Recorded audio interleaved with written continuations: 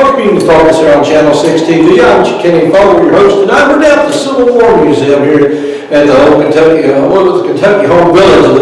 First of all, we introduced Mr. Bob Llewellyn. Bob has been one of the main cogs of this place for several years now. Bob, welcome. Thank you for letting me stop in here tonight. Welcome to the museum. Well, you're getting ready to start for a whole new year. I mean, you've been closed down a little bit. What dates did you start back? Well, we closed down every winter and we opened the first weekend in March. First weekend in March. So we just missed it a few weeks. And so the big thing is you get tourists from people from all over the country. I know stop in here. It's one of the highest rated Civil War museums. And well, tell us a little bit about it. It's not just Civil War, but tell us what's going on down there right now. Well, there's 4 museums here. The Civil War Museum is the center of it. It's the largest of the museums. But up the hill from us, we have the Women's Museum of the Civil War, which is in an 1840s residence. And next to it, in the old Opera House, is the Hal Moore Museum, which is named after Lieutenant General Hal Moore, who was a local boy who made it really big in the Army. And, it's well known throughout the country. A famous movie was made about it. Right. We were soldiers. Great movie, Mel Gibson in it, and a great movie. So another year, and it looks like we've got a good selection of things to look at this year. You got a new display now, a little submarine I passed on the way in here. Yes, that's the H.L. Huntley. It was the Confederate privateer, believe it or not. It wasn't built by the Confederate government. It was built by a group of men who wanted to make money sinking Union ships. And it sunk more times itself than it sank enemy ships. I can't imagine wanting to be in a submarine during that time of history. It was really way ahead of its time. It was the first warship in the world that ever sunk an enemy ship. Yeah. And it was a very daring effort. And it wasn't repeated again until about 50 years later in World War I when the Germans did it.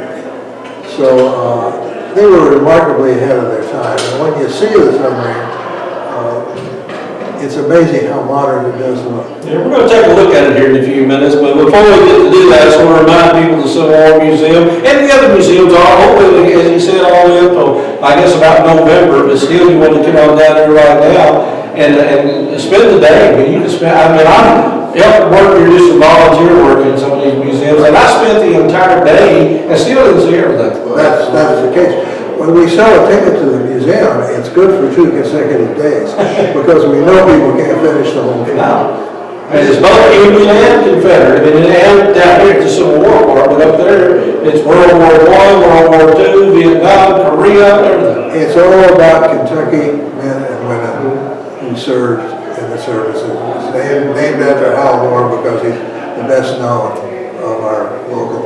Now, what's the hours of your order? We're 10 to 5 every day of the week. Every day of the week, 10 to 5, and you're located here on east of Broadway, down where they if you're a resident like me, where the old swimming pool was, but down there Boone's Butcher Shop, so I had to tell people that. You just dated me. I did.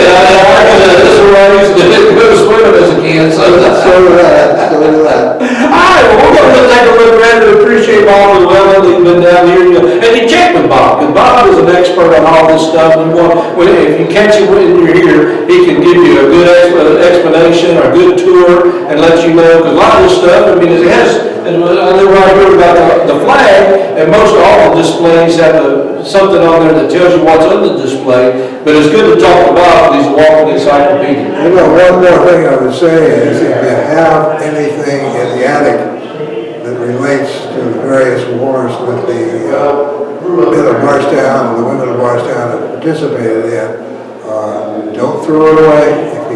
If the family's coming to the end of the line, find a good home for it here at the museums. Yeah, I know you've done several things that way when people donate. We average about once a month getting a new item in. The people they're looking for a place where they know it can be retired and people can see it. All right, well, you don't have to go to the Smithsonian or Gettysburg to see a good museum right here in Bardstown. So we're going to take a look around, show you a little bit of ourselves right here on Channel 6. Well, we got the H.L. Huntley, and this particular submarine was the first to sink a warship, and that was in 1864. And this particular submarine sunk 3 times prior to it accomplishing its mission, and then it also sunk again. We have had the luck of finding this thing, and this is a U.S. Navy replication of the original before they found the original. The original was found in 1995. So the Navy had built this, and this was on display at the Navy Center down in Charleston at a cost of over $100,000. And anyway, we acquired it, and it's actually in a nautical museum in Cleveland, Ohio. And we negotiated with them, and they said, well, if you put it down here in this museum, we'll work a deal, and that's what we did. So we think it's a great acquisition for the museum. It definitely covers the Navy, and it was so innovative in its time. No other ship was ever sunk or even close to it until the U-boats of World War I.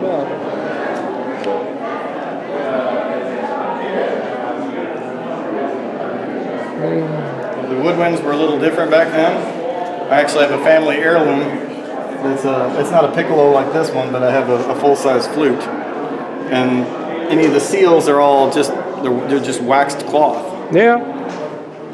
But it still has basically the same different springs and everything that they do now, only the pads are so much nicer now. Well, keep talking. No, but you have a lot of common soldier, the common man, the privates, and the sergeants that you go to the bigger museums, they have all the officers and the regalia, but here you see what the common man carried in war. And that's just unheard of in a lot